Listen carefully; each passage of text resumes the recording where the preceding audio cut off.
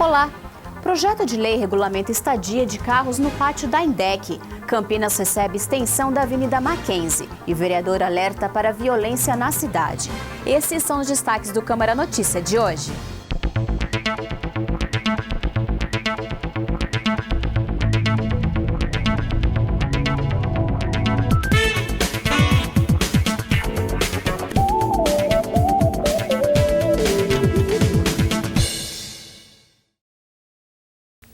Um novo cartão postal para Campinas. A extensão da Avenida Mackenzie, entregue nesse fim de semana, se torna mais que um novo acesso a Sousas e Joaquim Egídio.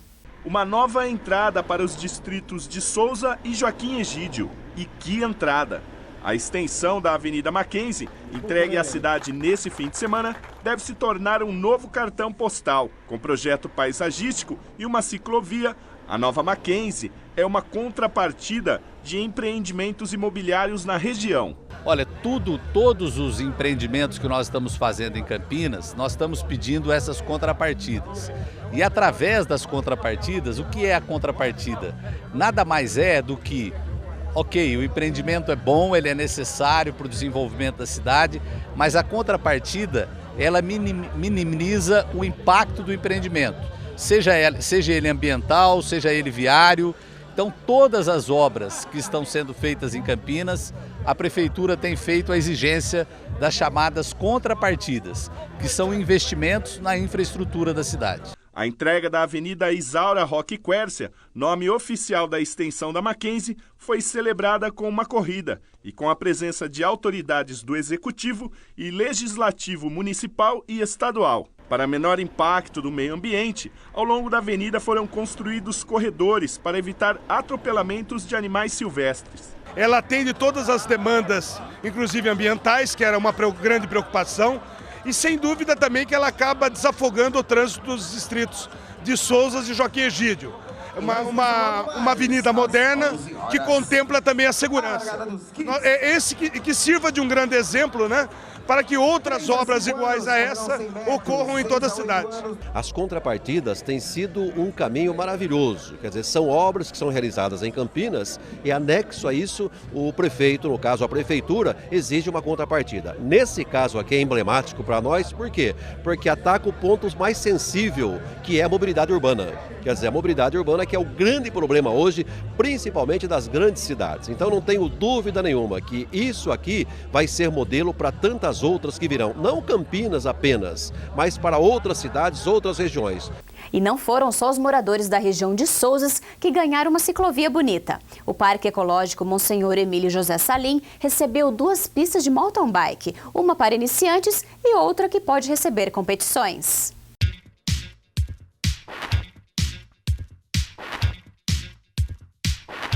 O dia era delas.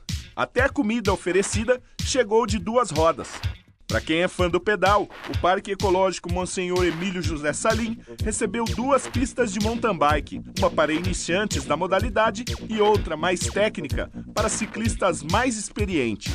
Era uma demanda antiga que agora nós conseguimos realizar em parceria com a Secretaria de Serviços Públicos e a Secretaria de Esportes. E o mais importante é que essas 2 pistas são pistas que podem ser usadas para eventos esportivos mesmo. Quer dizer, essa pista de 6,2 quilômetros, ela é uma pista praticamente que dá para entrar no circuito paulista de mountain bike. Mais uma opção de lazer para ocupar os espaços públicos da cidade. A ideia é sempre essa.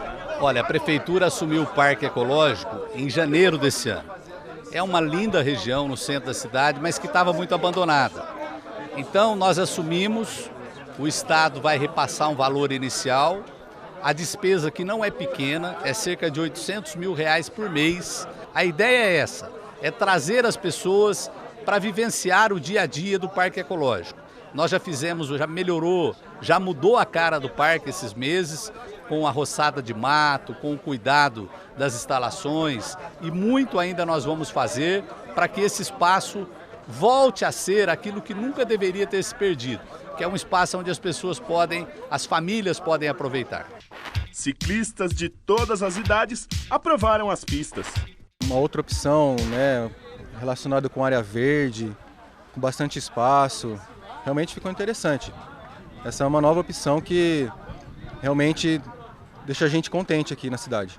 Um projeto de lei protocolado na Câmara Municipal de Campinas regulamenta a cobrança de estadia de veículos recolhidos no pátio da INDEC. Fica proibida a cobrança de estadia por tempo superior a 30 dias nas dependências de repartição de custódia de veículos apreendidos na cidade de Campinas.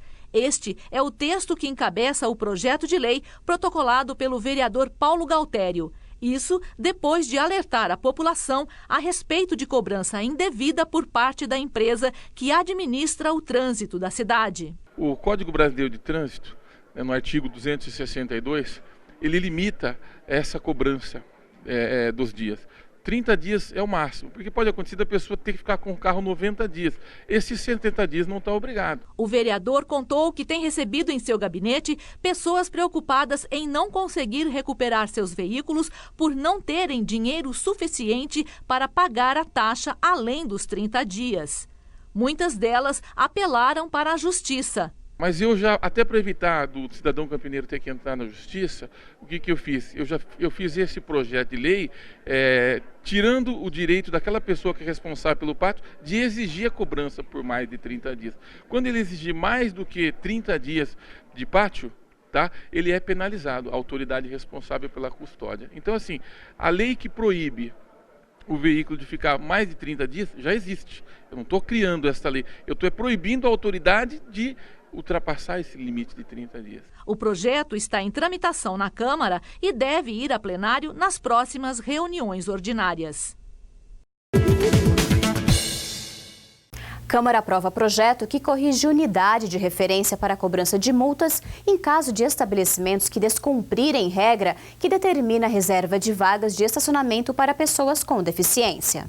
Na última semana, a Câmara de Campinas aprovou em primeira discussão matéria que corrige a unidade de referência na cobrança de multa referente à Lei 6.235 de 1990. A lei trata do uso do símbolo internacional de acesso às pessoas com deficiência em locais públicos e privados. Ela prevê a responsabilidade de centros de compras, hiper e supermercados para a garantia das vagas a esse público. Na lei está prevista uma multa de 200 UFMC, Unidade Fiscal do Município de Campinas, referência extinta em 1994, quando a cidade aderiu à UFIR, Unidade Fiscal de Referência, definida pela União para cálculos de tributos e multas.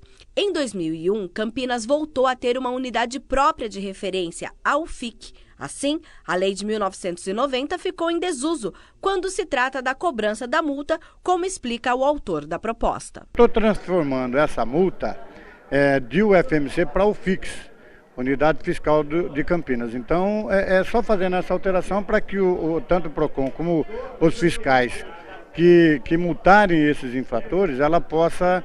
Porque senão ele vai entrar na justiça e vai falar como é que eu vou pagar uma multa em um FMC se não existe mais esse tipo de tarifa no município de Campinas. O vereador lembra que ainda há pessoas que não respeitam a reserva dessas vagas. Felizmente ainda temos muitas pessoas que têm acessibilidade ainda forte por ser jovem e ficam utilizando, principalmente em shopping center e supermercado, que a gente vê que as vagas estão mais perto da entrada para idoso e para deficiente físico, e a gente vê muitas pessoas com uma saúde até invejável e que para nessas faixas que são destinadas tanto para idoso como para deficiente físico.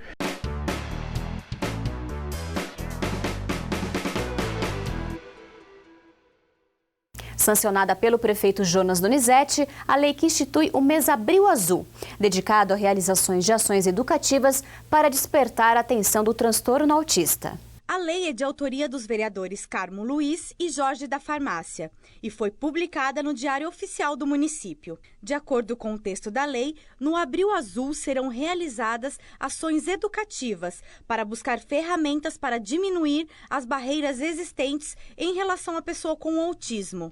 O vereador Jorge da Farmácia, em entrevista ao programa Em Pauta da TV Câmara, falou sobre o objetivo da criação do Abril Azul. É trabalhar em vários debates, em várias palestras, vamos fazer vários eventos para que o autismo seja diagnosticado precocemente, que infelizmente não é ainda, né?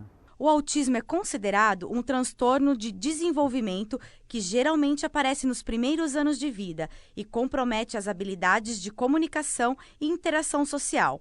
Em entrevista ao programa Momento Saúde, a doutora Annelise Scottoni, que é médica neuropediatra, falou sobre o transtorno. Então, hoje a gente define o autismo como uma condição que tem um espectro bastante grande de variabilidade, né, de jeitos de ser. Na verdade, o autismo é uma condição, né, que a criança, o bebê adquire, ou a gente ainda não sabe se já nasce com, né, mas que logo nas primeiras etapas do desenvolvimento a gente percebe que tem alteração, né, e essas alterações são muito características em 3 áreas, em 3 vetores de desenvolvimento, né? O desenvolvimento da linguagem é o primeiro que chama atenção. Então, a criança que atrasa para falar, para se comunicar, tanto verbalmente como na comunicação não verbal, né? O segundo ponto é que a criança tem uma certa dificuldade ao longo do seu crescimento de interagir. E essa dificuldade, às vezes, a mamãe já percebe lá pelos 6, 7, 8 meses, ainda bebê, que é um bebê que tem dificuldade na interação, no olhar, no brincar, no responder às brincadeiras da mamãe, né? Do papai, de quem convive. E por último, que a gente consegue ver um pouquinho, quando é um pouquinho maior, então lá pelos 2, 3 anos, comportamentos de interesse muito restrito e algumas formas de movimentação estranhas, né? Então a gente chama de estereotipias, né? Então movimentos amplos, do balanceio do tronco, do bater a mão, de ficar, do girar, né? Também em entrevista ao programa, a mantenedora da Escola de Educação Básica Tiquira para pessoas com deficiência intelectual e transtorno do espectro do autismo, Cristiane Morelli, esclareceu que a criança com autismo pode ter uma vida perfeitamente normal, mas que isso depende do desenvolvimento de cada um. Esse desenvolvimento ele é específico de cada um, né? Eu acho que o mais importante é você saber quem é aquele, no meu caso, quem é aquele aluno, o que ele pode te oferecer e o que ele está precisando. Então, não é uma regra ou uma receita que você diga todos vão, nenhum vai, ou como que isso é feito. A desenvoltura é medida de acordo com a necessidade de cada um. Eles vão para a empregabilidade, sim, dentro de cada habilidade e capacidade daquele indivíduo. Ele tem condição de ir para o trabalho, ele tem condição de manter uma vida socialmente bastante estável. Então, eu acho que muito importante é você conhecer cada aluno ou cada indivíduo ou cada ser de uma forma única. Juan Rodar, que é pai do Thiago, aluno da Tiquira, nos conta como foi para ele e para a família a descoberta de que o filho era autista e de como isso mexeu com todos eles. Bom, eu e minha esposa, a gente levou o Thiago em vários locais, em vários especialistas, para a gente ter uma certeza. Em alguns especialistas olhavam e diziam que... A gente entrava na sala e ele dizia ele é autista, outros tiveram várias sessões, outros tiveram apenas uma sessão, mas a gente já sabia que tinha alguma coisa especial nele, diferente dele das crianças normais, e a reação nossa foi assim... A gente não esperava, a gente eu, como pai, eu não sabia o que fazer. Na hora que você descobre que isso acontece com seu filho, o seu mundo cai, eu vou ser bem honesto, o mundo caiu. Eu despenquei, mas eu não despenquei porque o meu filho era diferente, ou ele ia ser diferente. A minha maior preocupação foi, eu não sou eterno, eu não vou durar para sempre. Como ele vai ser quando eu não estiver aqui? Quem vai proteger ele? Isso foi a pior coisa. Mas depois que a gente soube, eu fui para uma psiquiatra e perguntei para ela, e aí, doutora, o que a gente vai fazer? Então, a gente seguiu exatamente o que ela falou. Leve, ela indicou uma instituição, a Escola Tiquira, que é uma instituição que tinha a parte de terapia ocupacional, tem a parte de fono, indicando a gente quem são os profissionais que atuam nessa área. E a gente procurou esses profissionais. Eles deram toda e total, absoluta cobertura no que a gente precisava.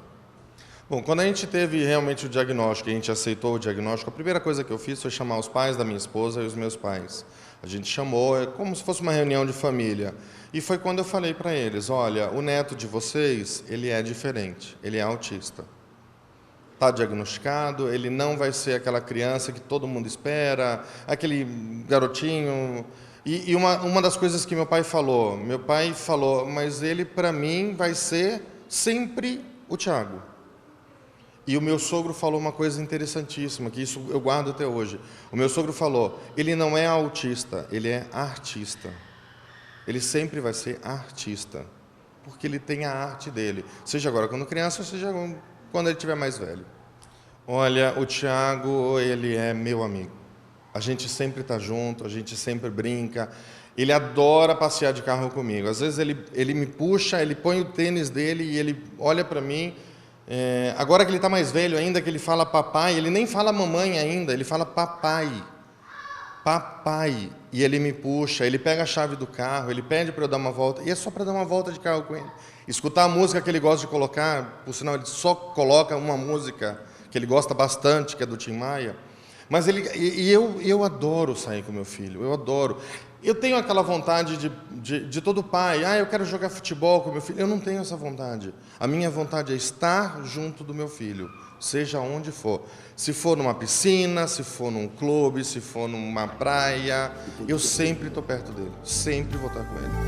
Me dê motivo pra ir embora, estou vendo a hora de te perder.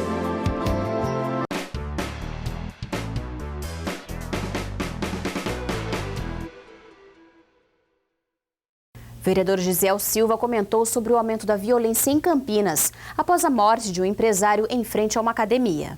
O caso aconteceu na semana passada no Jardim Nova Europa. O empresário havia saído para buscar uma toalha para o filho no carro, quando foi abordado por 3 suspeitos que anunciaram o assalto. Ele foi morto com 2 tiros na cabeça. Hoje o chefe de família sai da sua casa e não sabe que volta, porque não tem segurança, paga os seus impostos, mas mora num país que não traz segurança para ele, nem para os seus filhos ou sua família. O vereador comentou sobre o aumento de crimes desse tipo na cidade e afirmou que já articula com vereadores para encontrar uma solução para o aumento da segurança em Campinas. Tem sido um latrocínio seguido de morte, um por cada mês. Quer dizer, nós estamos no meio do ano, são 6 já foi. Isso é muito triste, muito preocupante, e nós vamos lutar, trabalhar agora exatamente em cima do secretário, para cobrar o secretário, cobrar a nossa segurança, para que venha mudar esse quadro, mudar essa situação. O Câmara Notícia fica por aqui. Continue com a nossa programação e até a próxima.